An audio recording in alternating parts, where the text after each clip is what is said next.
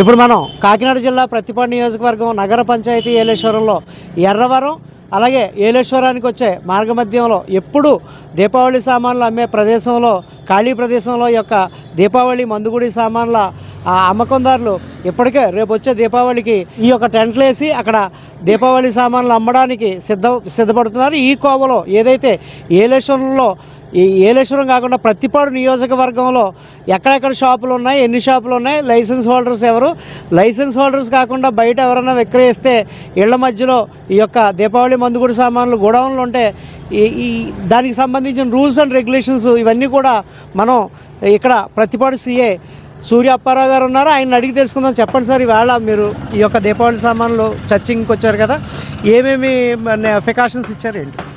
అందరికీ నమస్కారం. ప్రతిపాడు నియోజకవర్గం పరిధిలోని 4 మండలాల్లో కలిపి 34 లైసెన్స్డ్ టెంపరీ లైసెన్స్డ్ షాపులు అనేది మంజూరు చేయడం జరిగింది. ఇవన్నీ కూడా మా స్థానిక ఎస్హెచ్ఓ గారు, తహసీల్దార్ గారు, అదేవిధంగా ఫైర్ డిపార్ట్మెంట్కి సంబంధించి ఎఫ్ఆర్ఓ గారు కూడా తనిఖీ చేసి ఏవైతే రూల్స్ ఉన్నాయో ఆ రూల్స్ ప్రకారం వాళ్ళందరికీ కూడా ఎక్స్ప్లెయిన్ చేయడం జరిగింది. ఇప్పుడే నేను తహసీల్దార్ గారు, మా స్థానిక ఎస్హెచ్ఓ గారు కూడా ఇక్కడ ఉన్నటువంటి ఎర్రవరం రోడ్లో ఉన్నటువంటి షాపులు తనిఖీ చేయడం జరిగింది. మనకి ఈ ప్రతి సంవత్సరాలకి ఈ సంవత్సరం కూడా జిఎస్టీతో పాటు షాప్లో ఎంతమంది అయితే కూర్చుంటారో, ఎంతమంది అయితే షాప్ ద్వారా వ్యాపార నిమిత్తం ఉంటారో వాళ్ళందరికీ కూడా అదనంగా ఇన్సూరెన్స్ కూడా చేయించమని చెప్పి గవర్నమెంట్ వారు ఉత్తర్వులు జారీ చేస్తున్నారు. దాని ప్రకారం అన్ని చోట్ల కూడా ప్రతి షాప్లో ఎంతమంది ఉంటారో వాళ్ళకి కూడా ఇన్సూరెన్స్ చేసేలాగా మేము చూసుకుంటా ఉన్నాం.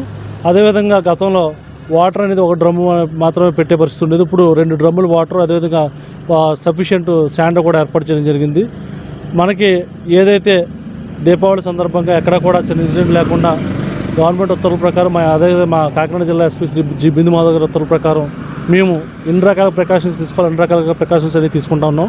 మా నియోజకవర్గం పరిధిలో ప్రతిపాడు నియోజకవర్గం పరిధిలో ఎక్కడ కూడా మ్యానుఫ్యాక్చరింగ్ అనేది లేదు, లైసెన్స్ మ్యానుఫ్యాక్చరింగ్ యూనిట్ అనేది లేదు. మనకి ఎర్రవరంలోని నెల్లుపూడిలోని కూడా ఓన్లీ స్టోరేజ్ పాయింట్లు ఉన్నాయి. అక్కడ కూడా పరిమితంగా మాత్రమే స్టోరేజ్ అనేది ఉండడం జరిగింది. మనం ఏదైతే నామ్స్ ఉన్నాయో నామ్స్ ప్రకారం అందరూ కూడా ఫాలో అయ్యేలాగా మేము చర్యలు తీసుకుంటా ఉన్నాం. ప్రతిరోజు కూడా ఖచ్చితంగా స్థానిక ఎస్హెచ్ఓ గారు ప్రతి షాప్ కూడా తనిఖీ చేయడం జరుగుతుంది. అంటే ఇప్పుడు ప్రతిపాడు నియోజకవర్గంలో ఎక్కడెక్కడ ఈ యొక్క మందుగుడి సామాన్ల షాపులు మెయింటైన్ అవుతున్నాయి? ఏలేశ్వరం మండలానికి 16 షాపులు ఉన్నాయి. అదేవిధంగా ప్రతిపాడు మండలానికి 12 షాపులు ఉన్నాయి. 4 షాపులు వచ్చి శంకవరం మండలం ఉన్నాయి. ఇంకో 4 షాపులు వచ్చి రౌతులపూడి మండలం ఉన్నాయి. ఇవన్నీ కూడా టెంపరీ లైసెన్స్ నిమిత్తం 2 డేస్ నిమిత్తం తీసుకున్నవి. ఇవన్నీ కూడా జిఎస్టీ కట్టి తీసుకున్నవి.